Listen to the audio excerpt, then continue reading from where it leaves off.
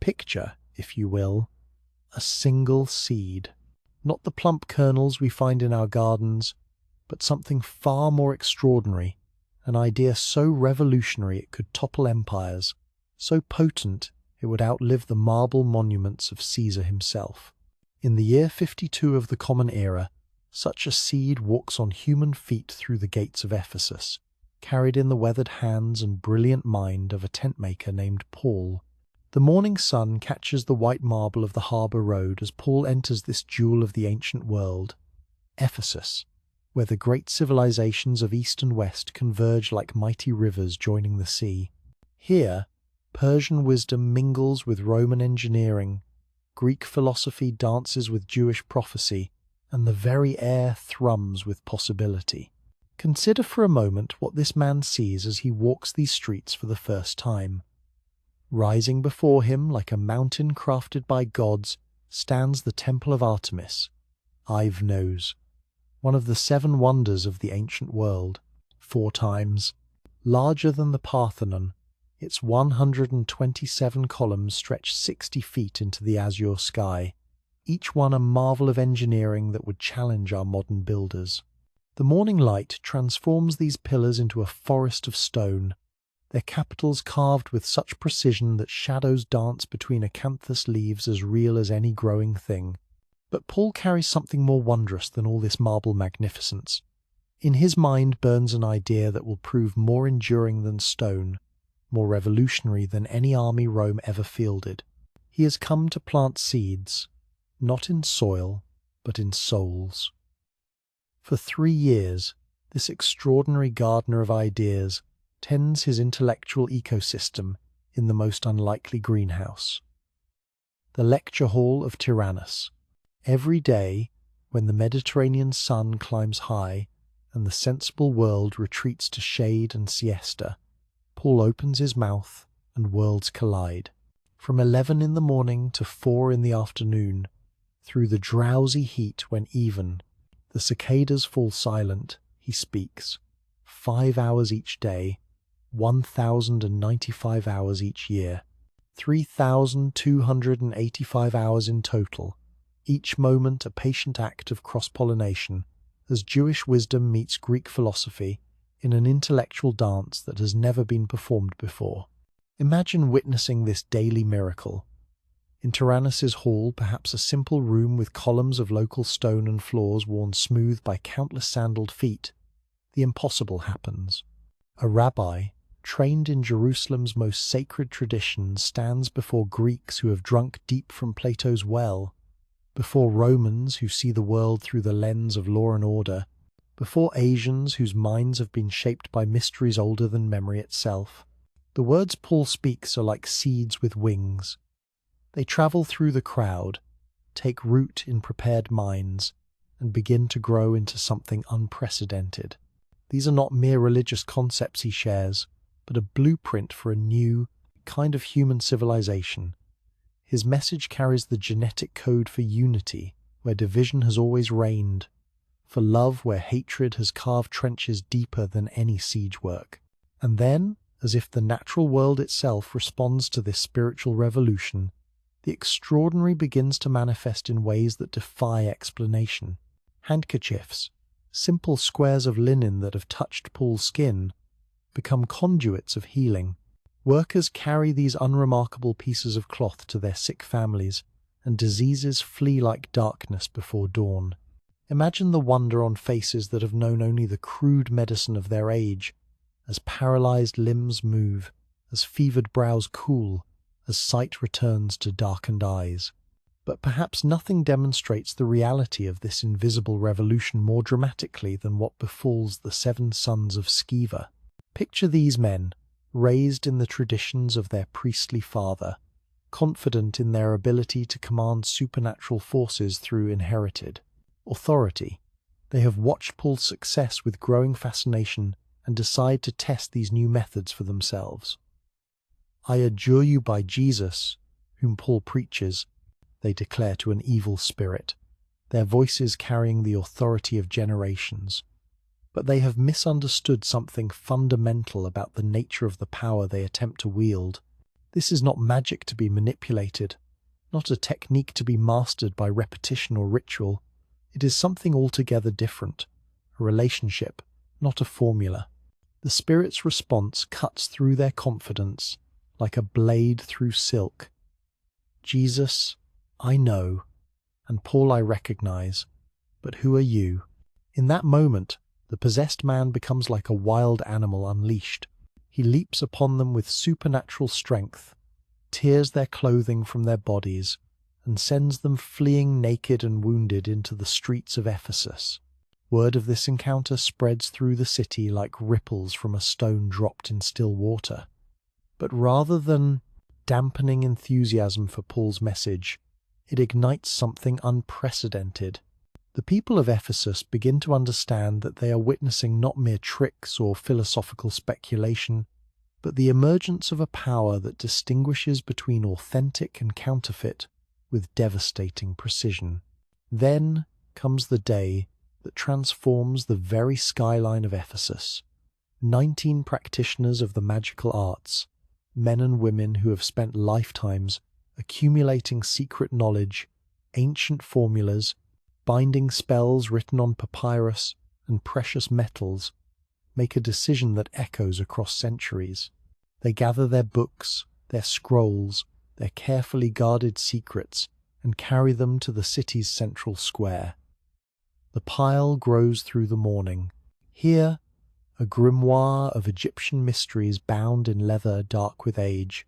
There, scrolls of Babylonian incantations copied by generations of scribes, papyri inscribed with Greek magical formulae, their margins crowded with amendments and additions, accumulated over decades of practice. Each book represents years of study, connections to mysterious sources, power carefully cultivated and jealously guarded. When they calculate the value of this accumulated knowledge, the sum staggers even the wealthy merchants of Ephesus. 50,000 silver pieces, 50,000 days' wages for a common labourer, enough silver to buy a small fleet of ships or fund a private army. This is not mere gesture, but economic catastrophe willingly embraced for the sake of transformation. The fire begins at sunset, when the last merchants have closed their stalls and the city begins its transition from day to night. But this night will be unlike any other. As flames consume scroll after scroll, book after book, the smoke rises in a column visible for miles across the Aegean. Travellers on distant ships pause at their rails, wondering what great building burns in Ephesus. Caravans approaching from inland see the glow and quicken their pace, fearing war or disaster. But this is no destruction, it is metamorphosis. With each scroll that crumbles to ash, with each secret formula that dissolves into smoke, the old ways of seeking power, through manipulation and fear, transform into something unrecognizable. The darkness that has held minds captive for generations literally becomes light, rising into the night sky like prayers made visible. Standing in that square, watching centuries of accumulated magical knowledge transform into illumination, the people of Ephesus witness a demonstration of Paul's central message. The old ways of seeking power, Tifi, through secret knowledge, through manipulation of spiritual forces, through creating artificial divisions between the initiated and the ignorant, these ways are not merely outdated but fundamentally opposed to what is now being born. In the flickering light of that great bonfire, faces shine with wonder and terror in equal measure. They understand that they are witnessing the end of one age and the birth of another. The seeds Paul has planted with such patient persistence are sprouting before their eyes, pushing through the hard ground of ancient assumptions, reaching toward a light that comes not from accumulated secrets, but from radical transparency. The smoke from that fire carries more than the destruction of books. It bears the DNA of a new kind of civilization, one built not on the hoarding of power, but on its sharing, not on the creation of divisions, but on their demolition, not on the exploitation of spiritual hunger, but on its satisfaction through an abundance that grows when given away. As the last flames die and the first stars appear in the clearing sky, the citizens of Ephesus return to their homes forever changed. They carry within themselves now not merely new ideas, but new capacities, the ability to imagine a world where East and West, slave and free, male and female, Jew and Gentile, it might discover their deepest identity, not in what separates them, but in what unites them. The seeds are planted, the ground is prepared. In the days and months and years to come, these invisible plantings will grow into a revolution that will remake not only Ephesus but the entire world. What began in the lecture hall of Tyrannus during the drowsy afternoon hours, when sensible people rest, will spread across continents and down through centuries, carried by the most powerful force in the universe. Yes, an idea whose time has come. The tent-maker's work in Ephesus is far from finished, but already the impossible has begun to happen. In a world built on separation, unity has found a way to take root. In an age of scarcity and competition, abundance has discovered how to multiply through sharing. The revolution has begun, and nothing will ever be the same. Tomorrow, Paul will return to the lecture hall of Tyrannus. The sun will climb high, the sensible world will retreat to shade, and for 5 more hours, the careful work of transformation will continue. Seed by seed, mind by mind, heart by heart, a new kind of humanity is being born in the marble streets of Ephesus. And the most extraordinary thing of all? This is only the beginning. 8 years have passed since the great fire illuminated Ephesus, and now Paul sits in circumstances that would crush a lesser spirit. Picture him in a Roman prison. Roman, not the romantic dungeon of our imagination, but a cramped space where his wrist is bound by an iron chain to a Praetorian guard who shifts restlessly in the Mediterranean heat. The guard believes he is containing a dangerous criminal. He cannot know that he has become the first audience for words that will liberate millions. The irony is as perfect as it is profound. Rome has built the greatest empire in human history through the systematic application of force. Yet here sits a man who will conquer more territory through love than Caesar ever claimed through sword. The very chains meant to restrict Paul's movement become the first link. In a network that will span continents and millennia, consider the marvel of what happens next. From this confined space, measured in mere cubits, flows a letter that contains the longest sentence in all of ancient Greek literature. 202 words cascade through 12 verses without pause, like a river in flood season that refuses to be contained by any bank. The grammar itself mirrors the overwhelming nature of what Paul describes, grace so abundant it breaks the structures of human language. Listen to how it begins, this torrent of thanksgiving that launches the letter to Ephesus. Blessed be the God and Father of our Lord Jesus Christ, who has blessed us in Christ with every spiritual blessing in the heavenly places. The sentence builds like a symphony, each phrase adding harmony to a theme so vast it requires an entirely new kind of composition. Paul's scribe, I.S., perhaps Luke, perhaps Timothy, perhaps some unnamed secretary whose careful hand preserves eternity, dips his reed pen again and again into ink made from soot, gum arabic, and iron salts. The mixture must be precise. Too thin, and the words will fade. Too thick, and the papyrus will tear. Each letter forms under lamplight that flickers with every draught, each word carrying the weight of revolution. But Paul is doing something far more sophisticated than simple dictation. He is engineering his message using structures that protect meaning, like DNA's double helix protects genetic information. The letter unfolds in chiastic patterns, mirror arrangements where ideas reflect and reinforce each other across the text. Beginning and end echo with purpose, while the center holds truth so vital they must be encoded in the very architecture of language. Watch how brilliantly this works. The letter opens with humanity chosen before the foundation of the world, and closes with grace that endures forevermore. Between these cosmic bookends, Paul constructs his argument with the precision of a master builder. Foundation leads to walls, walls to roof beam, each element supporting what comes next while drawing strength from what came before. This is not accident, but design.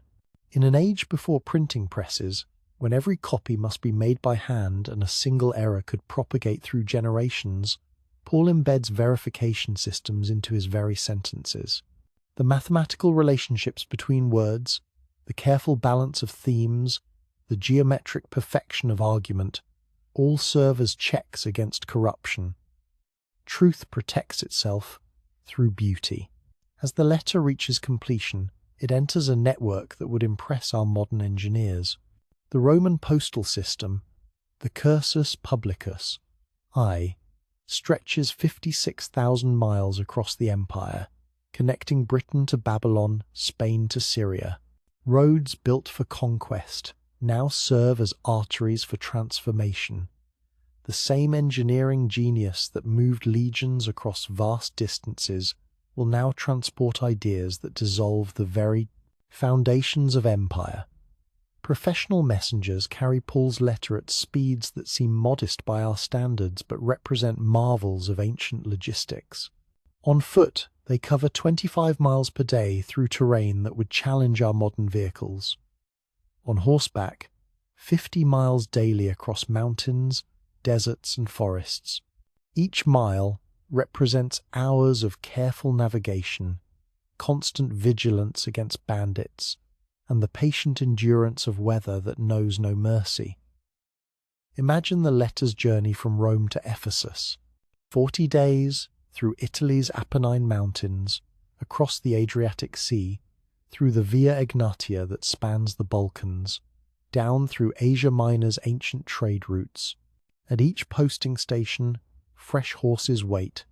At each river crossing, ferries stand ready. At each mountain pass, guides who know the safe paths offer their services.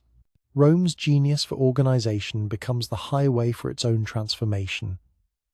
In Ephesus, the letter arrives like seed falling on prepared ground.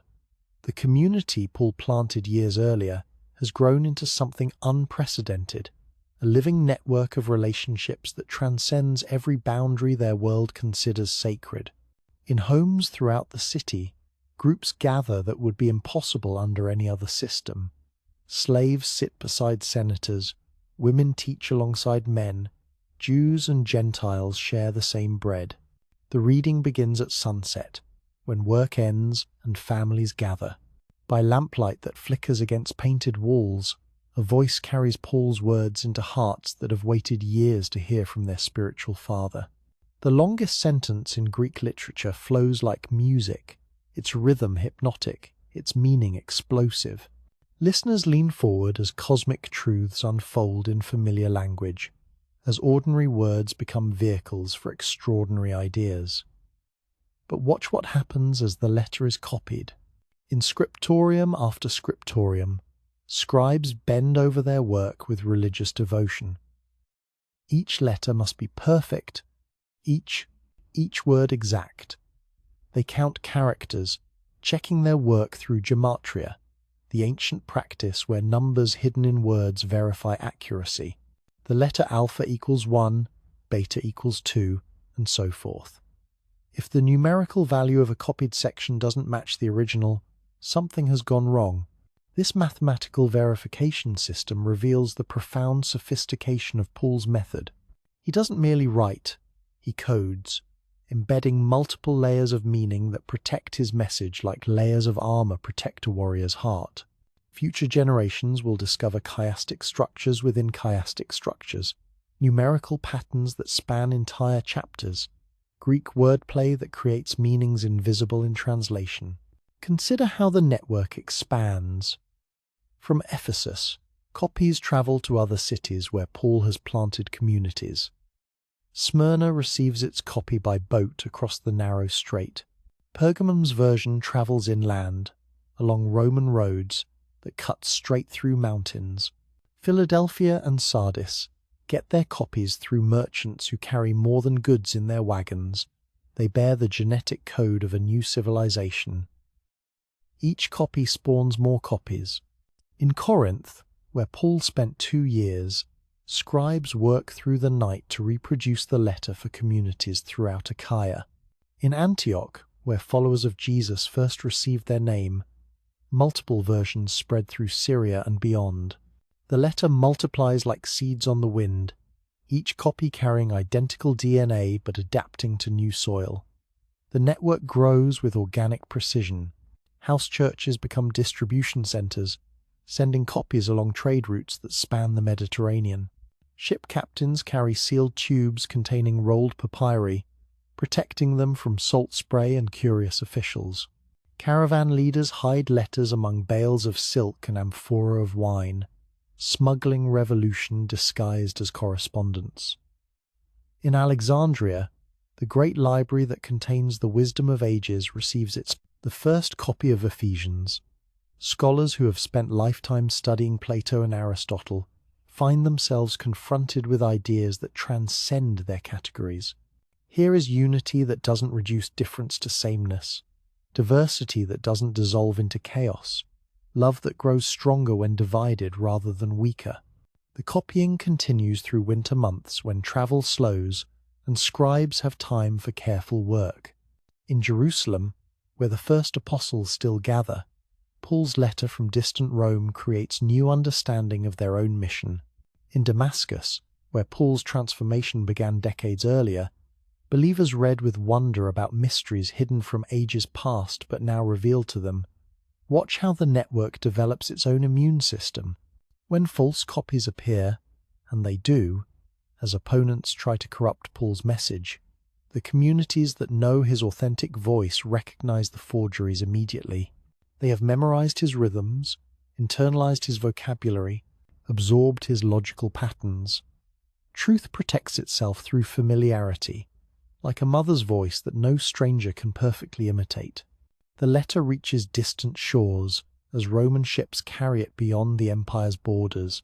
In India, where Thomas has established communities among spice merchants, Paul's words about unity take root in soil prepared by different traditions. In Africa, beyond the cataracts of the Nile, believers gather around fires to hear about the dividing wall destroyed by love. Each reading creates new understanding. Paul's metaphors, O9, the body with many members, the temple built from living stones, the armor forged from spiritual materials, adapt to local circumstances while maintaining universal truth. In fishing villages, believers understand the body through their knowledge of working together to haul nets. In farming communities, the temple metaphor resonates with those who build from stone and timber. In military outposts, soldiers recognize the armors, components with professional appreciation. The network pulses with life, messages flowing in both directions. Responses travel back toward Rome, carrying news of the letter's impact. Communities send reports of how Paul's words have healed divisions, created new forms of cooperation, inspired acts of radical generosity. The imprisoned apostle receives letters from across the Mediterranean, each one evidence that his chains have failed to contain what matters most. As winter deepens and spring approaches, something remarkable becomes visible. The letter to the Ephesians has created connections between communities that had no previous contact. Believers in Spain know of brothers and sisters in Babylon. Churches in Gaul send greetings to assemblies in Asia. The network has achieved what Rome's political system never could: unity that grows stronger through diversity rather than weaker. Paul's masterpiece continues its journey, carried by merchants and missionaries, copied by scholars and slaves, memorized by mothers and taught to children. The words that began in a Roman prison cell have become a living system, reproducing themselves across vast distances, adapting to new environments while maintaining their essential character. The revolution has found its medium. Ideas that seemed too radical for any one community to contain now spread through a network designed by empire but commandeered by love. Rome's roads carry more than tribute and legions. They bear the blueprints for civilization's transformation. The tent maker's letter has become the template for a new kind of human society, and the copying has only just begun. In the months ahead, as Paul's chains grow heavier and his circumstances more dire, this network will prove its true strength. The words that seemed like mere ink on papyrus will demonstrate their power to create new realities, to build communities that transcend every earthly division, to plant seeds of unity that will outlive the empire that tried to contain them. The letter lives, the network grows, and the revolution spreads with every sunrise, carried by ordinary people who have discovered that they are part of something extraordinary, a new kind of humanity being born through words that refuse to stay imprisoned by chains. Deep in the heart of Jerusalem stands a barrier that has divided the world for generations. Picture it with me, a wall of stone rising between the outer and inner courts of Herod's magnificent temple, its surface carved with warnings in Greek and Latin that make the consequences of trespass crystal clear. No foreigner may enter within the barrier and enclosure around the temple. Anyone caught doing so will have himself to blame for his ensuing death. This is no mere architectural feature. This wall represents the deepest division known to the ancient world, the chasm between Jew and Gentile, between the chosen and the excluded, between those who belong to God's covenant and those who stand forever outside its promises. For 1,500 years, this separation has defined human reality. The wall is not just stone and mortar, it is the very foundation upon which civilization has organized itself. Yet from his Roman prison, the tent-maker Paul writes words that will shake this foundation to its core. With the boldness of a man who has seen the impossible become inevitable, he declares that this ancient barrier, this wall that seemed as permanent as the mountains themselves, has been demolished. Not by human hands, not by political revolution, not by military conquest, but by something far more radical, the creation of one new humanity. Consider the audacity of this claim. Paul is not speaking metaphorically about future hopes or distant ideals. He writes in the past tense, as if this cosmic demolition has already occurred. The wall that divided Jew from Gentile has been broken down. The hostility that separated nations has been destroyed. One new humanity has been created from two previously irreconcilable peoples. To understand the magnitude of what Paul describes, we must first appreciate the absolute nature of the division he claims has ended. In the ancient world, the distinction between Jew and Gentile was not merely religious or cultural, it was ontological, cutting to the very nature of being itself. Jews were not simply people who believed different things. They were, in the understanding of their time, fundamentally different kinds of people. The evidence of this separation surrounded Paul's readers in Ephesus, like the air they breathed. Walk through the city's great market, and you would see separate sections where Jewish merchants conducted business according to their own laws. Visit the harbour, and you would observe Jewish travellers who carried their own food rather than risk contamination from Gentile sources. Enter the gymnasium or the theatre, and you would find no Jews among the crowds. Their law forbade participation. In activities so central to Greek civic life, this separation was not one-sided.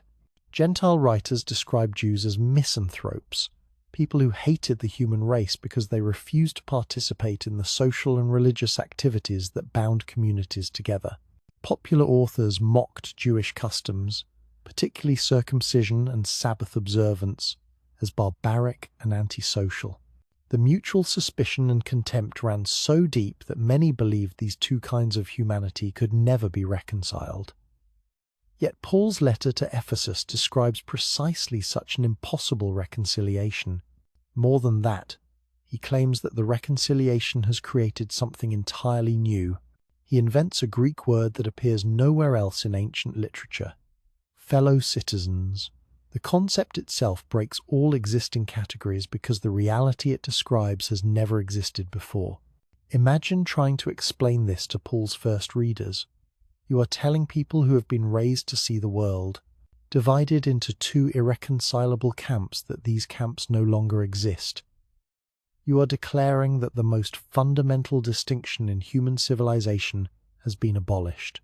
You are announcing that Jews and Gentiles can now become something neither has ever been separately, a unified humanity that transcends both identities while honoring each. The Greek word Paul uses for this new creation, kainos, doesn't mean simply recent or young. It means qualitatively different, unprecedented, possessing characteristics that have never existed before. Paul is not describing the improvement of existing humanity, but the birth of something that previous ages could not even imagine. In Ephesus, where Paul's letter first arrives, this message lands like lightning on prepared ground. The city's population of 250,000 includes Romans who rule with iron efficiency, Greeks who debate philosophy in marble colonnades, Jews who maintain their ancient traditions, and immigrants from across Asia who bring their own customs and beliefs. Never before have these groups found a way to unite that doesn't require some to abandon their identity for others to maintain theirs. But now, in house churches scattered throughout the city, something unprecedented begins to happen. Archaeological excavations reveal first-century homes where Jewish ritual baths sit beside Roman household shrines, where Greek philosophical texts rest alongside Hebrew scriptures, where the artifacts of different civilizations coexist in spaces designed for unified worship. These are not mere curiosities, but physical evidence of Paul's theological revolution taking architectural form. The walls that divided humanity are being demolished not just in theory, but in practice. Not just in hearts, but in homes. Not just in spirits, but in stone and mortar. Consider what happens when Paul's radical message encounters the social realities of his time. In Roman law, slaves are property, lacking even the legal capacity to marry or own possessions. Yet, in the churches of Ephesus, slaves and masters share the same communion bread, participate equally in decisions that affect the community, and address each other with the same terms of endearment reserved for blood relatives. The transformation extends beyond social boundaries to the deepest philosophical divisions of the age. Greeks have spent centuries developing sophisticated theories about the superiority of reason over emotion, soul over body, eternal ideas over temporal realities. Jews have maintained equally sophisticated convictions about the superiority of their covenant, their law, their special relationship with the one true God. Paul's vision of unity doesn't resolve these differences by choosing sides or creating compromises. Instead, it transcends the very framework within which such conflicts arise. The new humanity he describes includes Greeks without requiring them to abandon their love of wisdom, includes Jews without new humanity, demanding they surrender their covenant identity, includes everyone without homogenizing anyone. The physics Paul describes anticipates discoveries that won't be made for 2,000 years. When he writes about believers being members one of another, he unknowingly describes quantum entanglement, the mysterious connection between particles that remain linked across any distance, their states instantaneously affecting each other, regardless of separation. Modern physics has confirmed what seemed impossible to earlier generations. Separate entities can maintain connections that transcend space and time, their fates mysteriously intertwined at the deepest level of reality. Paul's description of the church as a body whose members share immediate awareness of each other's condition parallels this quantum reality with uncanny precision. But Paul's vision extends beyond even these marvels. He writes about a unity so comprehensive it encompasses not just human divisions but cosmic ones. The new humanity he describes bridges not only the gap between Jew and Gentile, but the chasm between earth and heaven, time and eternity, creation and creator. In the Ephesian letter's most soaring passage, Paul describes Christ as the one who fills all in all, a phrase that suggests not mere omnipresence but dynamic, life-giving connection between every part of existence. The unity Paul envisions is not static but organic, not uniform but symphonic, not imposed but emergent from the very nature of reality itself. This cosmic vision takes root in intensely practical ways. In the markets of Ephesus, Jewish and Gentile believers begin conducting business according to new principles that honor both profit and justice. In the city's workshops, craftsmen from different traditions share techniques they had previously guarded as trade secrets. In homes throughout the region, families that had been divided by religious and cultural barriers discover new ways of relating that preserve diversity while creating unprecedented harmony. The wall's demolition creates architectural challenges that require entirely new solutions. How do you build community between people whose dietary laws, worship practices, and social customs have been designed to maintain separation? How do you create unity without uniformity, diversity without division? Paul's letter provides the blueprints. Instead of requiring everyone to conform to a single pattern, the new humanity accommodates multiple expressions of the same fundamental identity. Jewish believers continue observing their ancestral customs while welcoming Gentile brothers and sisters who honor God through different practices. Greek believers maintain their philosophical inquiries while embracing Jewish insights into divine revelation.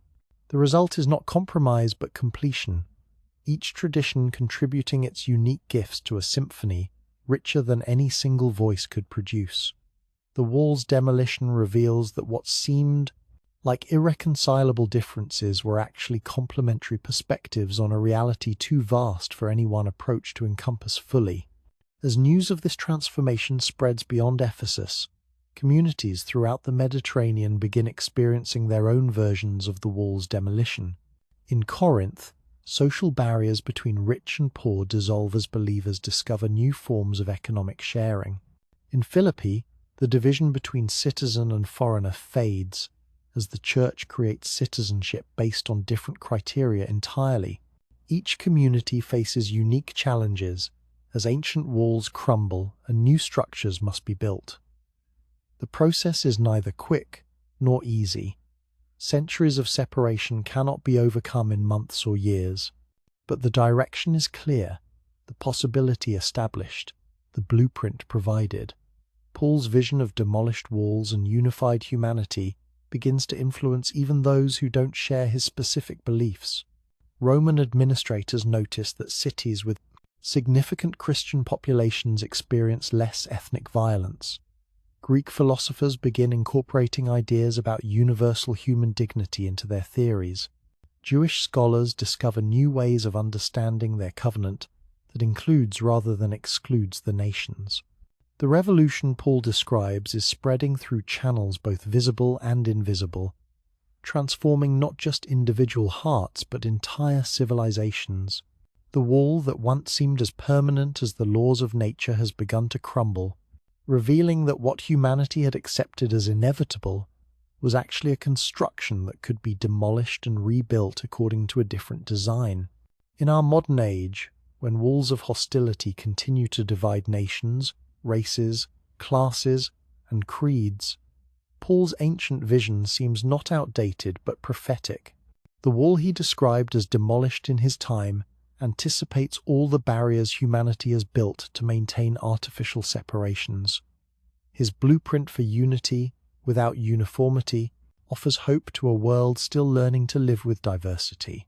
The tent maker's greatest architectural achievement was not visible to the eyes. It was the demolition of a wall so ancient and fundamental that most could not imagine its absence.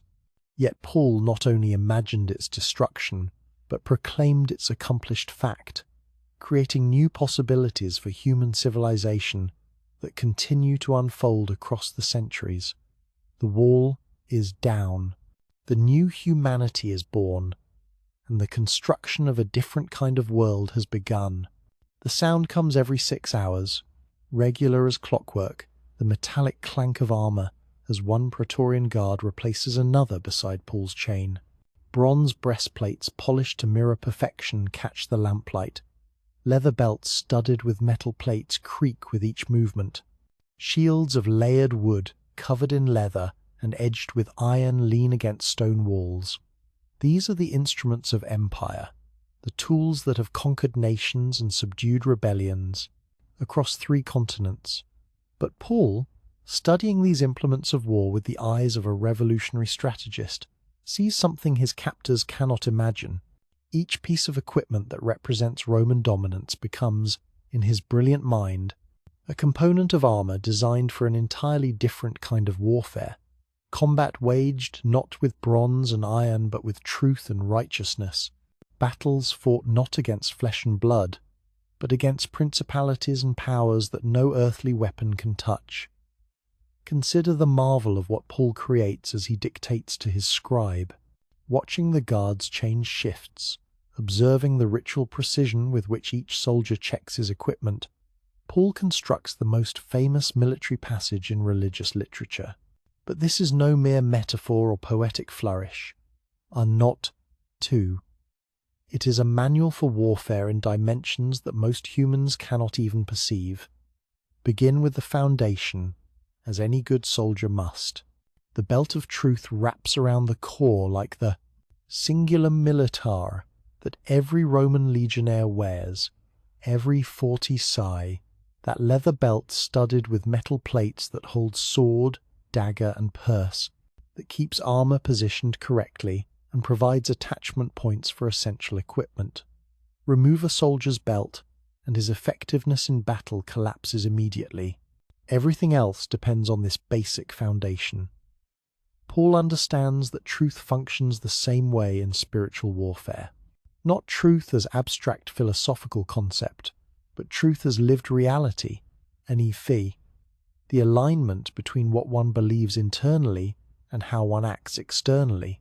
This truth belt holds everything else in place, prevents the armor of righteousness from slipping, keeps the weapons of spiritual warfare properly positioned for use. But watch how Paul transforms even this fundamental piece. The Roman cingulum militar weighs several pounds, its metal studs designed to intimidate enemies and protect vital organs. Paul's belt of truth carries no weight at all, yet provides far more comprehensive protection. Truth worn as a belt becomes a force field that deflects deception before it can penetrate deeper defenses. Next comes the breastplate of righteousness, modelled on the bronze cuirass that protects a soldier's heart and lungs. A typical Roman breastplate weighs 20 to 30 pounds, its surface decorated with images of gods and victories, its construction requiring the finest metallurgy of the age. The bronze must be thick enough to stop arrows and sword thrusts, yet flexible enough to allow movement in battle. Paul's breastplate of righteousness surpasses its physical counterpart in every dimension. Forged, not from bronze but from integrity, it weighs nothing yet provides perfect protection. No arrow of accusation can penetrate righteousness that comes not from human achievement but from divine gift. No sword of condemnation can find purchase on armor made from accepted forgiveness rather than personal perfection. The transformation continues, with footwear that reveals Paul's understanding of military necessity. Roman soldiers wear caligae, heavy sandals with iron hobnails that provide traction on slippery terrain and serve as weapons when kicking fallen enemies. These boots are instruments of conquest, designed to carry legions across vast distances and plant Roman authority on foreign soil. But Paul describes feet fitted with an entirely different kind of preparation, a breadiness that comes from the gospel of peace. Instead of hobnails designed to wound, this footwear prepares the bearer to bring healing. Rather than conquering territory through violence, these boots enable the wearer to claim ground through reconciliation. Imagine the psychological impact on Paul's Praetorian Guard as he dictates these words. The soldier understands that his own equipment is being systematically reimagined for purposes that transcend everything Rome represents. His tools of domination become instruments of liberation. His weapons of conquest transform into implements of peace. The shield Paul describes next would be immediately recognizable to any Roman soldier. The scutum, that massive rectangular construction of layered wood covered in leather and edged with iron. At 4 feet tall and 2.5 feet wide, the scutum could protect a soldier from head to knee.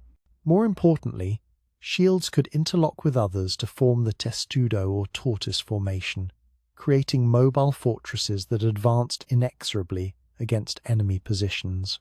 Paul's shield of faith operates on similar principles but transcends physical limitations. Made not from wood and leather but from trust in divine promises, it can expand to cover not just the individual believer but entire communities. When shields of faith interlock, they create formations impenetrable to the flaming arrows of doubt, despair, and deception. The flaming arrows Paul mentions were literal weapons in his time, arrows wrapped with oil-soaked cloth ignited, before launch, to create terror as well as damage. They represented warfare's psychological dimension, designed to break enemy morale before physical contact even began. Faith extinguishes these arrows not by stopping them, but by removing their power to ignite fear in prepared hearts. The helmet of salvation protects the mind as surely as the Roman Gallia protected skulls from sword blows and falling debris. But Paul's version offers protection against assaults that no bronze construction could deflect. The thoughts and imaginations that can corrupt understanding and poison perception, even when external circumstances remain unchanged. Consider how brilliantly Paul understands the relationship between protection and vulnerability. A soldier's helmet protects his head, but limits his vision and hearing. Paul's helmet of salvation does the opposite. It clarifies thinking and sharpens spiritual perception while providing complete protection against mental confusion and spiritual deception. Finally comes the weapon that completes the arsenal, the sword of the Spirit. Paul chooses his terminology carefully here, using the Greek word makaira rather than spatha. The spatha was the long sword favoured by Roman cavalry, designed for slashing attacks from horseback. The makaira was shorter, more precise, designed for close combat where accuracy mattered more than reach. This sword of the Spirit, forged from the Word of God, cuts with surgical precision through deception, division, and despair. Unlike earthly weapons that destroy what they touch, this blade heals by cutting away what corrupts and restores what remains to health. It is sharper than Damascus steel, yet never dulls, lighter than air, yet irresistibly powerful. But Paul's military manual contains a revolutionary strategy that no earthly general could comprehend. This armor and these weapons are designed not to defeat enemies, but to transform them into allies. The warfare Paul describes seeks not conquest but conversion, not domination but liberation, not victory over opponents but victory for everyone involved. As Paul's letter spreads throughout the empire, it reaches military barracks where Christian soldiers wrestle with the challenge of serving both Caesar and Christ. In frontier outposts where legions guard the boundaries of civilization, believers gather in secret to study armor that promises protection in conflicts their commanders cannot see. These soldier believers face a unique challenge. Their earthly calling requires them to use physical force to maintain order and defend the innocent. Their spiritual calling equips them with weapons that transform rather than destroy. How do they serve both loyalties faithfully? The answer emerges as these military Christians discover that Paul's spiritual armor enhances, rather than conflicts with their earthly duties. Truth makes them more reliable soldiers. Righteousness makes them more trustworthy leaders. Faith makes them more courageous in battle. The gospel of peace makes them more effective at preventing conflicts before they require violent resolution. In garrison towns across the empire, a new kind of soldier begins to emerge. Warriors who fight earthly battles with supernatural equipment, legionnaires who serve Caesar faithfully while maintaining ultimate allegiance to a higher king. They become living examples of Paul's vision, people who can engage the world's systems without being corrupted by them. The transformation spreads beyond military circles. In gladiator schools where warriors train to die for entertainment, believers discover armor that protects not just bodies but souls. In merchant guilds where economic warfare consumes entire fortunes, traders learn to wear belts of truth that prevent deception from destroying their enterprises.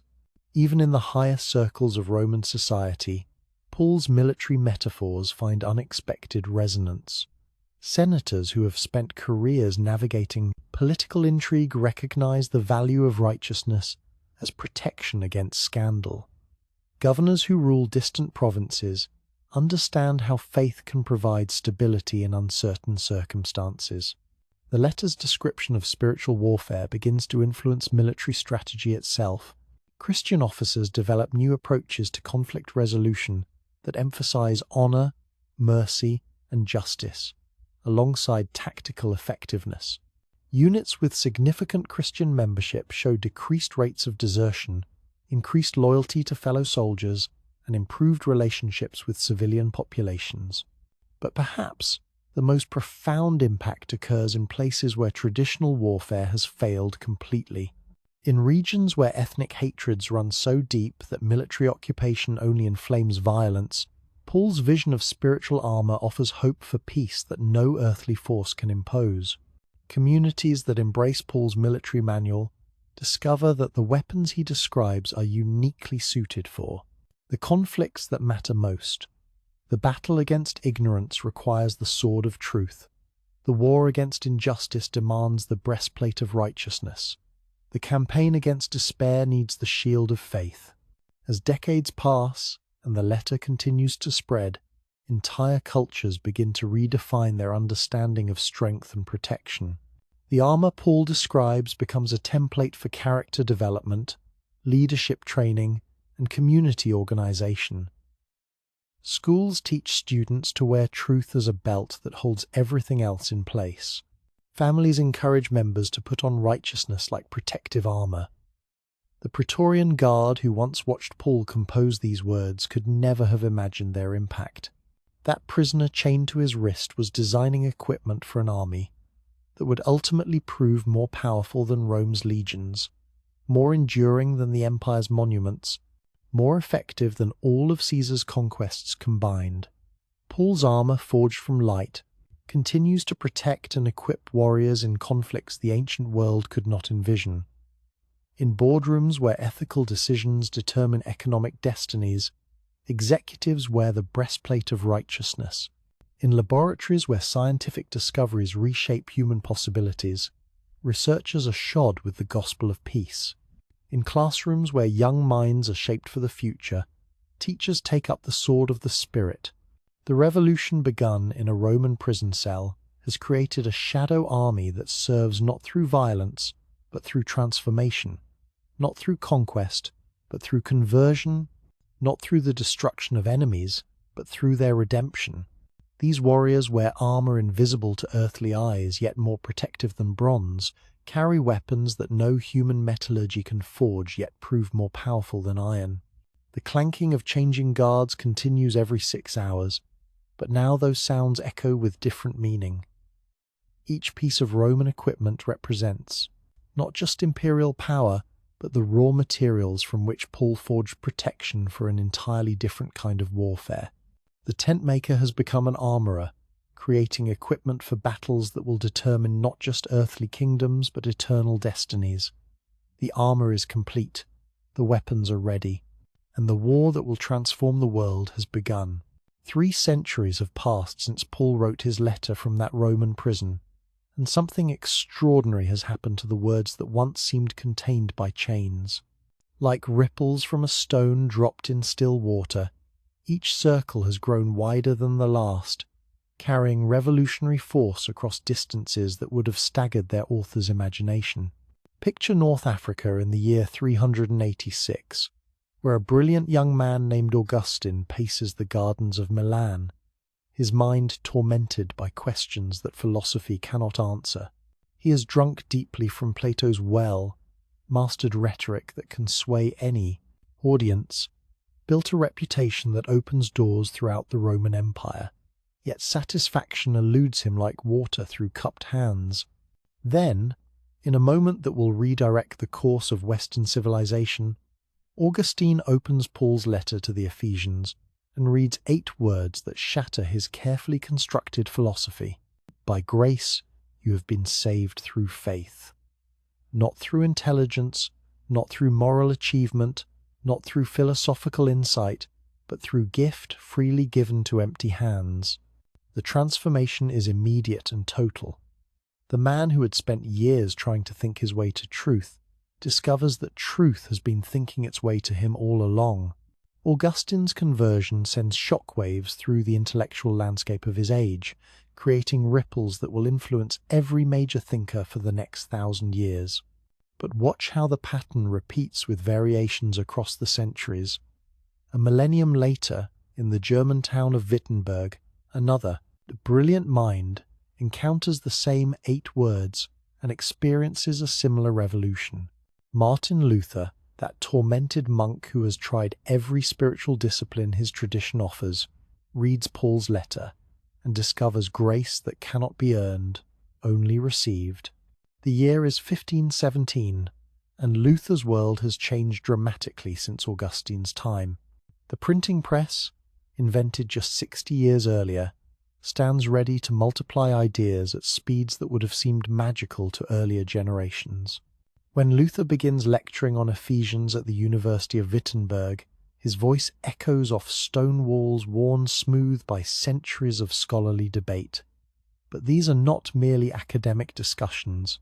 Luther's lectures on Ephesians become battle plans for dismantling a religious system that has transformed grace into transaction, faith into currency, salvation into commodity. Paul's words about being saved not by works, so that no one may boast, explode like artillery shells. Against the sale of indulgences, the buying and selling of spiritual benefits, the printing press becomes Paul's most powerful ally in this new revolution. Luther's commentary on Ephesians, printed in pamphlet form, travels faster than horses across roads that have carried ideas for centuries. Within months, every corner of Europe buzzes with debates about grace and works, faith and achievement, divine gift, and human effort. Consider the miraculous transformation of communication technology that serves Paul's message. Where once a single copy of Ephesians required weeks of careful hand copying, Gutenberg's machine can produce hundreds of identical copies in a day. The letter that once spread at the speed of sailing ships and walking messengers now multiplies with mechanical precision. Yet the most dangerous journey Paul's words will ever take begins in 1525, when William Tyndale decides to translate Ephesians into English. Working and hiding in Germany, hunted by agents of Henry VIII, Tyndale commits an act that his government considers more treasonous than armed rebellion, making Paul's letter accessible to common people in their own language. "By grace are ye saved through faith," Tyndale writes, each word a death sentence if discovered by the wrong authorities. The English language itself becomes a weapon of revolution, as Paul's Greek thoughts find expression in Anglo-Saxon syllables. "Not of yourselves," the translation continues, "it is the gift of God." Tyndale smuggles his English New Testament back to Britain, hidden in bales of cloth and barrels of flour. Merchants who think they are trading in wool and grain actually carry intellectual dynamite that will reshape English consciousness forever. The translation spreads through underground networks that rival the early church's secrecy, copied by hand again despite the existence of printing presses. The cost of this translation proves higher than anyone anticipates. In 1536, Tyndale is strangled and burned at the stake, his final prayer crying out for God to open the King of England's eyes. He cannot know that his translation of Ephesians has already rooted itself so deeply in English consciousness that not even royal persecution can uproot it. 2 centuries later, on a May evening in 1738, those same English words reach the ears of John Wesley in a small meeting on Aldersgate Street in London. Someone is reading Luther's commentary on Ephesians, ripples within ripples, translations of commentaries on translations of Paul's original Greek. Wesley later describes how his heart was strangely warmed as he heard about the faith that transforms rather than merely informs. Wesley's warming heart becomes the ignition point for revival fires that will sweep across Britain and America. The Methodist movement he leads carries Paul's message about grace and transformation into coal mines and factory towns, to farmers and fishermen, reaching people who have never read theology but understand immediately what it means to receive undeserved gifts. The Atlantic Ocean becomes another highway for Paul's traveling letter. Methodist circuit riders carry saddlebags stuffed with Bibles and commentaries into American frontier territories where formal churches have never existed. Around campfires that illuminate vast darkness, families gather to hear about armor forged from light and walls demolished by love. Each generation discovers new facets in Paul's letter, like archaeologists uncovering layers of an ancient city. The words remain identical, but their application reveals treasures precisely calibrated for each era's unique challenges. What Augustine found to answer philosophical questions, Luther found to challenge religious corruption, Wesley found to ignite social transformation. The American colonies discover in Ephesians principles that will eventually influence their Declaration of Independence. If all people are created in God's image, if unity transcends human divisions, if walls of hostility have been demolished by divine action, then what justification exists for artificial barriers between classes, races, or nations? The abolition movement finds its theological foundation in Paul's vision of one new humanity that transcends every division. Frederick Douglass quotes Ephesians in speeches that thunder across the American landscape. There is neither Jew nor Greek, slave nor free. The letter written by a chained prisoner becomes ammunition for breaking other chains. But watch how the ripples continue expanding beyond any single movement or nation. In the jungles of Burma, Adoniram Judson translates Ephesians into languages that have never heard of Rome or Jerusalem.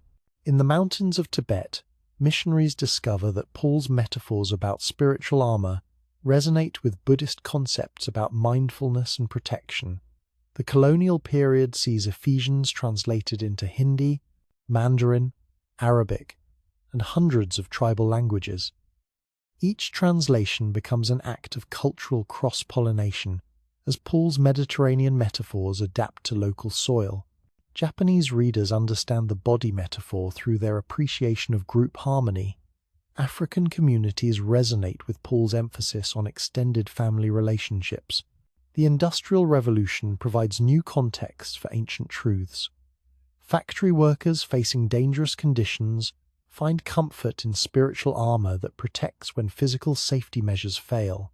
Entrepreneurs building new industries discover that Paul's ethics about honest labor and generous sharing create more sustainable prosperity than pure competition. The letter reaches new audiences through technologies Paul could never have imagined. Telegraph wires carry Ephesians across continents at the speed of lightning. Radio waves broadcast Paul's words about unity to listeners scattered across vast distances. Television brings dramatic wood. Presentations of Ephesians into living rooms around the world. Each new medium reveals different aspects of the letter's power. Radio's intimacy makes Paul's personal appeals more effective. Television's visual nature enhances understanding of the military metaphors. Digital technology allows instant cross-referencing that reveals the letter's sophisticated literary structures. The 20th century sees Ephesians influencing movements that reshape global civilization. Mahatma Gandhi, though not a Christian, quotes Paul's vision of unity in his campaigns for Indian independence. Martin Luther King Jr. builds his philosophy of nonviolent resistance on Ephesian principles about spiritual warfare that transforms enemies into allies. The civil rights movement discovers in Ephesians both inspiration and strategy. If God has demolished the wall between Jew and Gentile, then human walls between black and white have no divine sanction. The letter becomes a handbook for creating beloved community from hostile divisions. Women's movements find in Ephesians both challenge and support. Paul's revolutionary statement that there is no male and female in the new humanity conflicts with traditional interpretations of household codes. Scholars debate whether Paul's vision of equality was meant to transform society gradually or immediately. The computer age brings new possibilities for studying Ephesians that Paul himself might appreciate. Software can analyze the letter's Greek text with mathematical precision, revealing patterns invisible to earlier generations. Statistical analysis confirms what scribes suspected. The letter's structure shows evidence of careful design that protects meaning through geometric beauty. Internet technology creates virtual house churches where believers from every continent gather to study Ephesians together. The unity Paul described in geographical terms becomes reality in digital dimensions. A grandmother in Kansas can discuss Paul's letter with a teenager in Kenya, creating relationships that transcend every traditional barrier. The letter's influence reaches into unexpected corners of modern life. Business schools teach Ephesian principles about organizational unity and servant leadership. Military academies study Paul's spiritual warfare concepts to understand asymmetric conflict. Psychologists discover that Ephesian practices like forgiveness and gratitude produce measurable improvements in mental health. Scientific research validates insights Paul expressed through ancient metaphors. Studies of social cohesion confirm that communities practicing Ephesian principles show increased resilience during crises. Neuroscience reveals that practices like meditation on Paul's unity themes activate brain regions associated with empathy and compassion. The environmental movement finds unexpected support in Ephesians' vision of cosmic unity. If Christ fills all in all, then all creation participates in divine life. The letter's body metaphor suggests that environmental damage hurts the whole community, not just those directly affected. Global challenges like pandemics reveal the continuing relevance of Paul's network thinking. When disease spreads through human connections, responses must also spread through the same networks. The unity Paul described in spiritual terms becomes practical necessity for physical survival. As the 21st century advances, Ephesians continues generating ripples that become tsunamis. Each reader discovers personal application while contributing to collective transformation. The letter that began as pastoral advice to one ancient community has become a manual for species-wide evolution toward unity without uniformity, diversity without division. The stone Paul dropped in Ephesus 2,000 years ago continues creating expanding circles that now encompass the globe. Each generation adds its own interpretation while preserving the essential message. Walls can be demolished, armor can be forged from light, humanity can be made new. The ripples have become tsunamis. The revolution continues. And Paul's letter keeps traveling to places its author never dreamed, carrying seeds of transformation that are only beginning to sprout. The ruins of ancient Ephesus stretch across hillsides that once rang with Paul's voice, their broken marble columns reaching toward the same Mediterranean sky that witnessed his revolutionary experiments 2 millennia ago. 2 million pilgrims walk these stone pathways yearly, many unaware that they are visiting the site of history's first laboratory for testing whether enemies can become family. But Paul's most important experiments are not conducted in ruins. They take place in living laboratories scattered across our modern world, wherever human beings decide to test whether the impossible unity he described might actually work in practice. These laboratories bear little resemblance to ancient Ephesus, yet they carry forward the same audacious investigation into whether love can build where hatred has destroyed. Consider Rwanda in the year 1994, where 800,000 people die in 100 days of genocide that reduces the most beautiful country in Africa to a landscape of graves and orphans. The killings end, but how do you rebuild a nation when neighbor has murdered neighbor, when children have watched parents die, when entire communities must choose between justice and mercy? In small churches throughout Rwanda's hills, perpetrators and victims gather to conduct an experiment that defies every instinct for self-preservation. They open their Bibles to Ephesians chapter 2 and read Paul's words about walls of hostility being demolished. The ancient letter becomes a manual for the impossible, learning to live together after experiencing the worst that human beings can do to each other. The process begins with confession, killers standing before those they have, orphaned and widowed, speaking the unspeakable truth about what they have done. Then comes forgiveness, victims choosing to release claims for vengeance that justice would fully support. Finally comes restoration. 24. Former enemies working together to rebuild not just houses and schools, but the social fabric that violence had shredded beyond recognition. Brain scanners reveal what happens inside human skulls during these impossible conversations. Neural pathways literally rewire as forgiveness replaces revenge, confirming Paul's insight that transformation begins in renewed minds.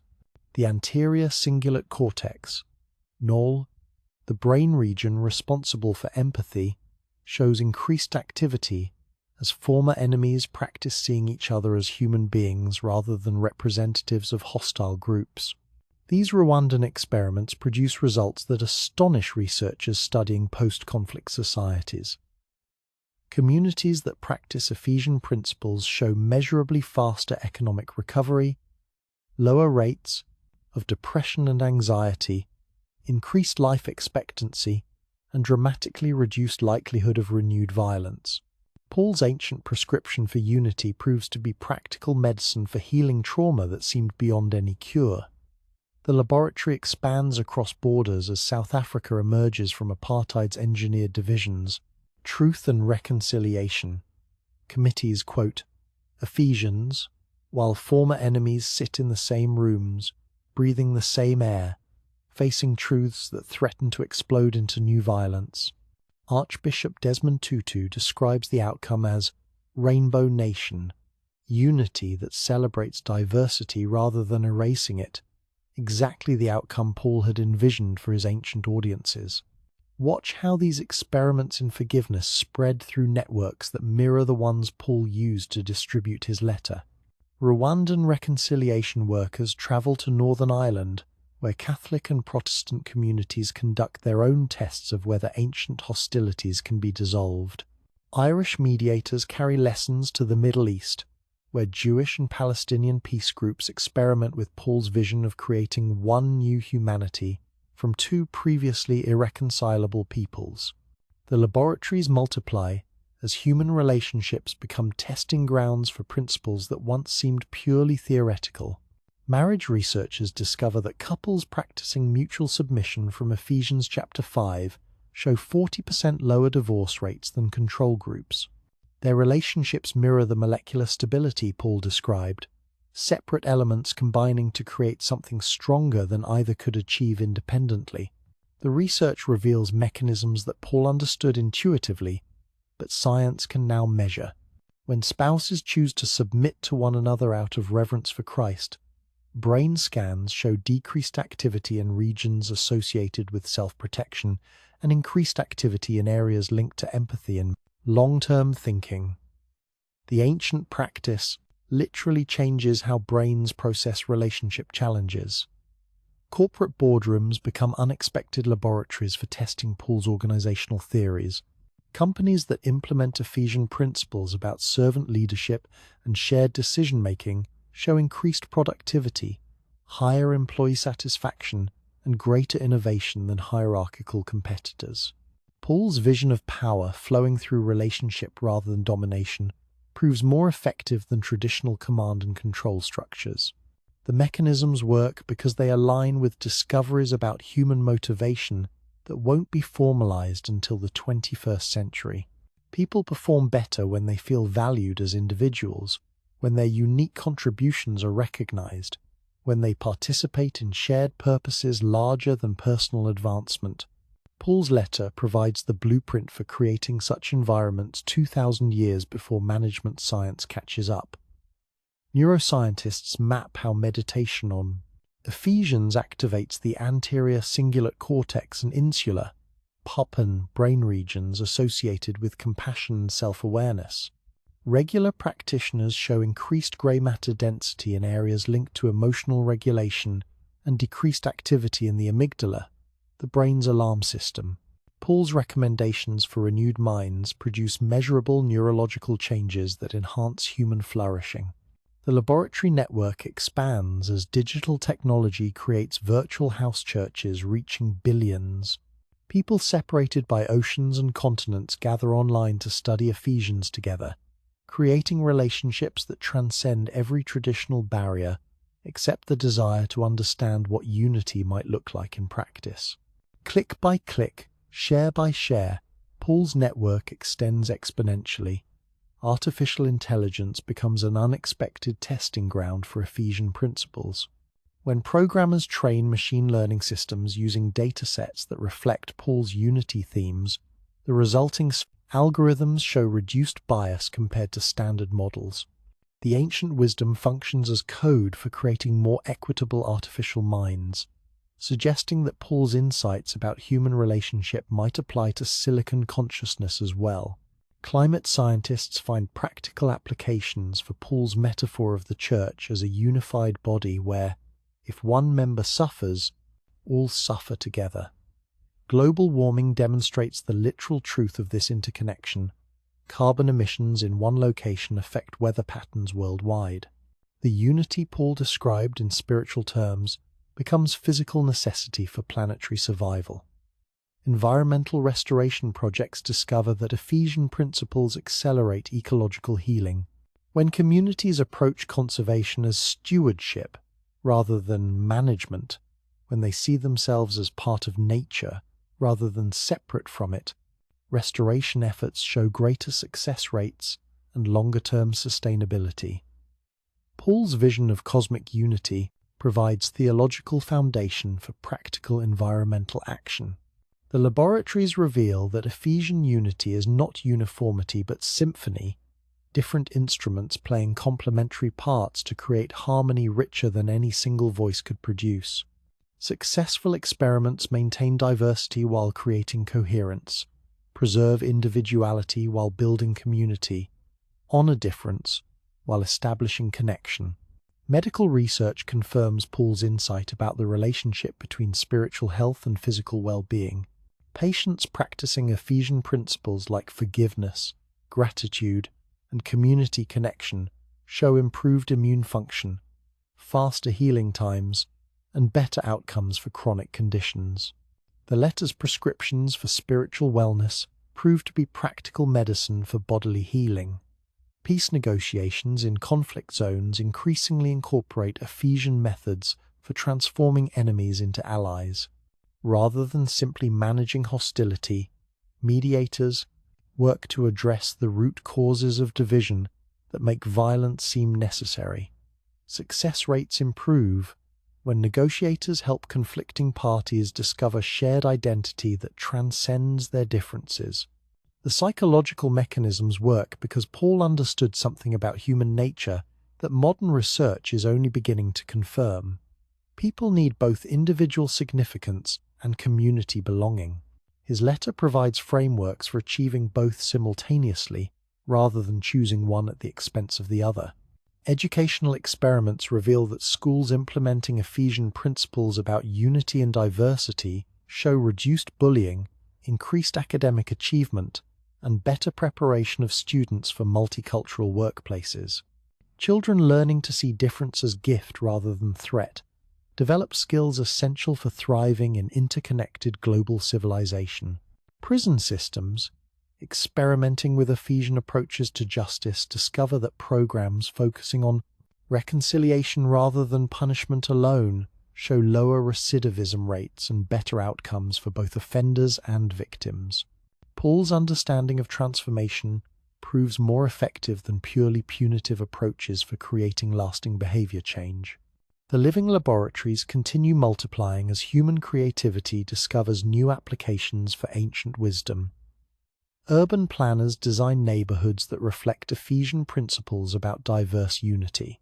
Artists create works that explore what beauty looks like when different traditions collaborate rather than compete. Musicians compose symphonies that blend styles from multiple cultures while maintaining coherent artistic vision. Space agencies study Ephesian unity principles for designing multinational crews capable of functioning together during the psychological stresses of long-duration spaceflight. If humanity reaches Mars, the crews that get there will need Paul's insights about creating family from strangers, unity from diversity, cooperation from competition. The most profound laboratory may be the one each individual creates when deciding to test Paul's claims in personal experience. Can enemies really become friends? Can walls of hostility actually be demolished? Can people who seem fundamentally different discover deeper connection than surface similarity provides? 2 million annual pilgrims to Ephesian ruins bear witness that something remarkable happened in that ancient city. But the more important evidence appears in countless modern experiments, where ordinary people discover that Paul's impossible vision works, not just as beautiful theory, but as practical blueprint for creating the kind of world where everyone can flourish. The laboratories are open, the experiments continue, and the results keep confirming that the unity Paul described is not fantasy, but achievable reality for those willing to test whether love really can build where hatred has destroyed. The stone columns of ancient Ephesus may have fallen, but the living temples Paul designed continue rising wherever human beings decide to conduct their own experiments in the architecture of reconciliation.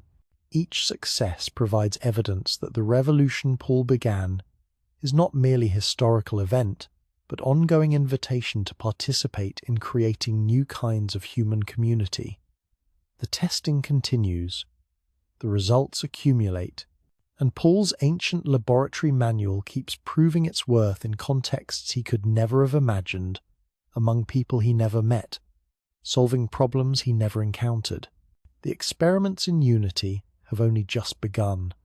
As you read these words, 12 human beings orbit Earth at 17,500 miles per hour aboard the International Space Station, representatives of nations that were enemies within living memory, now working together in the most extreme environment our species has ever attempted to inhabit. They carry with them, encoded in their training and embedded in their affection, consciousness, principles that Paul first articulated in a Roman prison cell 2,000 years ago. Space psychologists studying the challenges of long-duration spaceflight have made a remarkable discovery. Crews that practice unity, principles similar to those described in Ephesians, show significantly better psychological health, team cohesion, and mission success rates than those relying solely on technical competence and individual resilience. The letter that Paul wrote to help ancient communities navigate cultural diversity has become essential reading for humans preparing to become a multiplanetary species. Consider what happens when engineers design spacecraft for Mars missions that will last 3 years and carry crew members from different nations, cultures, and philosophical backgrounds. In the confined space of a vessel no larger than a suburban house, traveling through vacuum that kills instantly, absolute unity is not luxury, but life or death necessity. Paul's insights about creating one new humanity from diverse parts become practical engineering requirements. The cosmic Christ that Paul describes as filling all in all provides framework for humanity's most profound upcoming adventure, the search for life beyond Earth. As telescopes discover thousands of exoplanets, as robot explorers investigate the subsurface oceans of Jupiter's moons, as radio telescopes listen for signals from distant civilizations, Paul's vision of universal divine presence ensures that no discovery can threaten faith rooted in infinite mystery. If life exists elsewhere in the universe, APAB, and statistical probability suggests it almost certainly does, Paul's letter provides theological preparation for encounters that would shatter worldviews built on human uniqueness. The Christ who fills all things encompasses whatever forms of consciousness evolution has produced in distant star systems. Paul's cosmic vision is literally cosmic, embracing possibilities that his original The audience could not imagine, but his language can accommodate. Bioethicists wrestling with human enhancement technologies, ACZ, genetic modification, artificial organ replacement, cognitive augmentation, life extension, OMO, find in Ephesians' vision of one new humanity a framework for approaching transformation without losing essence. Paul's description of change that preserves identity while enabling unprecedented capabilities anticipates debates about what it means to remain human while transcending current limitations. The letter's principles become essential as genetic engineering offers possibilities for eliminating hereditary diseases, enhancing cognitive abilities, and extending healthy lifespans. If humanity can redesign itself, what standards should guide such modifications?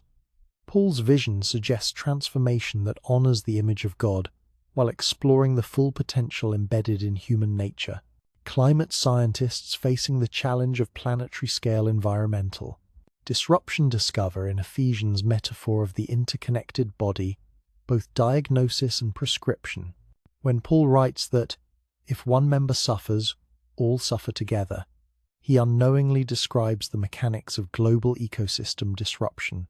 The unity he prescribes for spiritual health becomes practical necessity for planetary survival.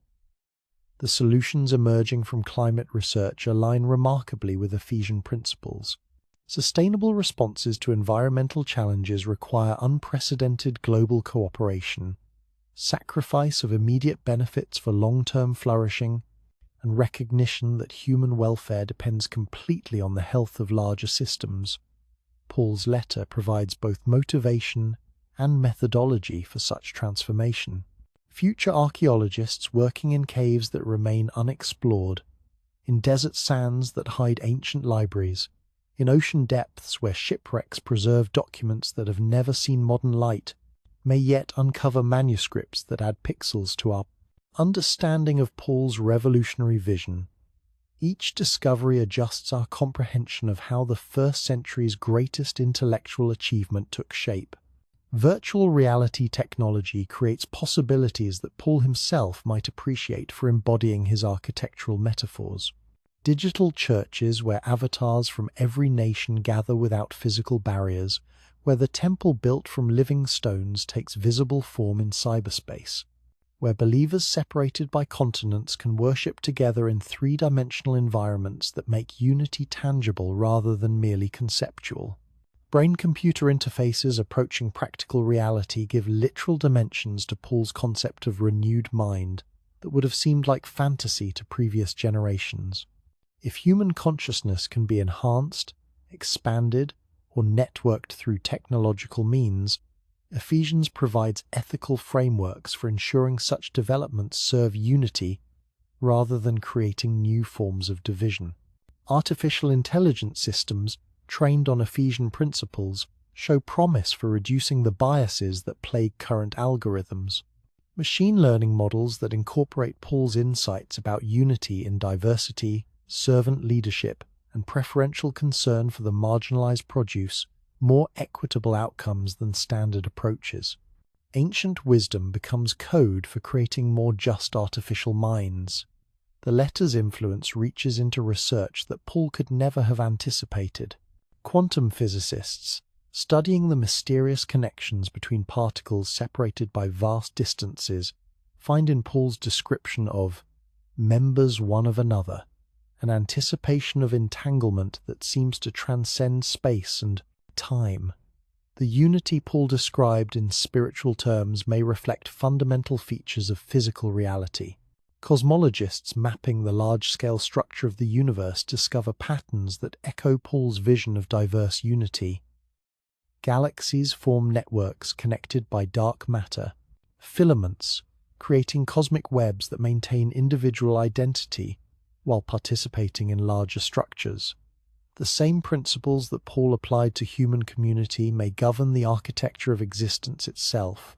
Medical researchers developing treatments for autoimmune diseases, ACA, conditions where the body's defense systems attack healthy tissue, APA, find parallels to Paul's warnings about communities destroying themselves through internal conflict.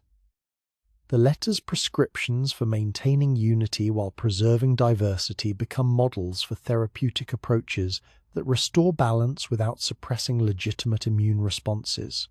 Psychologists studying human resilience discover that individuals practicing Ephesian principles show increased capacity for recovering from trauma, maintaining hope during adversity, and finding meaning in suffering. Paul's framework for understanding difficult circumstances as opportunities for spiritual growth proves to be practical psychology for navigating life's inevitable challenges. The letter's DNA continues replicating through channels that span every form of human communication. Social media algorithms inadvertently promote Ephesian content because posts about unity, forgiveness, and community building generate positive engagement that platforms reward. Paul's message spreads through systems designed for entirely different purposes. Translators working with artificial intelligence to preserve endangered languages discover that concepts from Ephesians often lack direct equivalents in cultures that have never encountered Paul's vision of unity in diversity. Each translation becomes an act of cultural expansion, introducing cognitive frameworks that enable new forms of human relationship. Music composed using Ephesian themes as inspiration reveals mathematical structures that mirror the letter's literary patterns. Composers from diverse traditions find in Paul's vision a common language for creating harmonies that blend different musical systems while maintaining coherence. The unity Paul described in words becomes audible in sound. Urban planners, designing cities for increasingly diverse populations, implement principles drawn from Ephesian community structures. Neighborhoods that reflect Paul's vision of unity and diversity show higher levels of social cohesion, economic vitality, and cultural creativity than areas designed according to segregation or assimilation models. The letter reaches new audiences through technologies that make Paul's metaphors interactive rather than merely textual. Augmented reality applications allow users to visualize spiritual armor, to see walls of hostility being demolished, to experience the interconnectedness of the body metaphor through immersive environments that engage multiple senses simultaneously. As humanity develops technologies for uploading consciousness, preserving memory beyond biological death, and creating digital immortality, Ephesians provides frameworks for understanding identity that transcends physical embodiment. Paul's vision of transformation that maintains essential selfhood while enabling new capacities anticipates possibilities that previous generations could not conceive. The letter's influence extends to fields that did not exist when Paul wrote, but that grapple with challenges he anticipated. Behavioral economists studying how people make decisions under uncertainty find that Ephesian practices like gratitude and long-term thinking improve judgment in ways that increase both individual and collective welfare. Conflict resolution specialists working in regions where traditional warfare has proved futile discover that Paul's methods for transforming enemies into allies offer alternatives to cycles of violence that have persisted for generations. The letter becomes a manual for creating peace that goes beyond mere absence of conflict to establish positive relationship. In languages yet to be invented, on planets yet to be discovered, Paul's words wait to create new kinds of humans who are finally one. The letter that began as pastoral correspondence to help one ancient community navigate cultural tensions has become the template for species-wide evolution toward unity without uniformity. The echoes multiply across dimensions of existence that Paul could glimpse but not fully comprehend. His vision of cosmic Christ filling all things encompasses realities that future discovery will reveal: parallel universes, quantum dimensions, forms of consciousness that transcend current imagination. The letter's framework proves large enough to accommodate whatever humanity discovers about the nature of existence. As Earth's children prepare to become citizens of the galaxy, as artificial minds evolve alongside biological consciousness, As the boundaries between physical and digital reality continue blurring, Paul's ancient letter provides constants that enable navigation through unprecedented change. The unity he described becomes the North Star for civilizations learning to explore infinity while remaining grounded in love. The revolution that began in Ephesus has no end, because it addresses the deepest feature of reality itself, the choice between separation and connection, competition and cooperation, fear and love. Every generation faces this fundamental decision anew, and every age discovers that Paul's letter contains resources precisely calibrated for their unique challenges. The tent maker, who sat chained in a Roman cell, could never have imagined spacecraft carrying his words to other worlds, quantum computers pondering his insights about unity, or artificial intelligence learning empathy from his descriptions of love. Yet his vision proves spacious enough to accommodate possibilities that transcend every limitation his first-century world imposed. The echoes continue expanding, creating ripples that reach toward horizons beyond current sight. Paul's letter to the Ephesians has become humanity's love letter to the future, promising that the best discoveries lie not behind us in a lost golden age, but ahead of us in possibilities we are only beginning to explore. The revolution continues, the echoes multiply, and somewhere in the vast complexity of an unfolding universe, new forms of unity keep emerging from the seeds. A tent maker planted when he wrote about walls demolished, armor forged from light, and love that builds bridges across every divide that existence can create. The letter's final adventure has not yet begun. Its greatest impact waits in tomorrow's laboratories, in next century's challenges, in discoveries that will rewrite human understanding of what unity might mean when practiced by beings we cannot yet imagine, in circumstances we cannot yet conceive. Paul's letter to the Ephesians echoes into eternity, because it speaks to the eternal in every moment, the infinite in every choice, the cosmic in every act of love that chooses, connection over separation. The echoes will continue as long as consciousness exists to hear them, carrying forward the ancient promise that all things can finally become one.